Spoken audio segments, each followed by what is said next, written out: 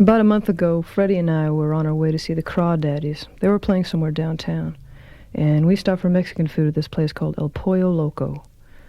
Well, right after we pulled up and parked and headed for the door, from out of nowhere, like he drops out of the sky or something, this little bum was standing in front of us, real drunk, talking in slurred Spanish. He was saying he was hungry. Freddie looked at the guy for a minute, and then, because he's Freddie, he shrugged and said, "Okay, fella, come on with us. We'll get you something to eat." And then he turned to me and said, "This ought to be interesting."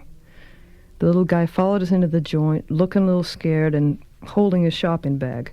Fred went off to place the order, and the bum and me sat down at a table nearby and kind of stared at each other. He seemed upset. His eyes looked all watery and weird, and then he started talking to me in near-perfect English. "I'm a good man," he said. "I just drink too much, you know."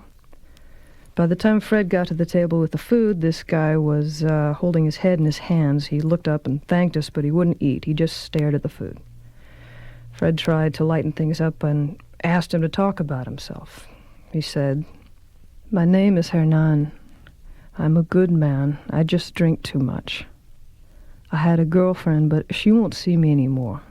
I lost my job, and my mother won't let me live at home.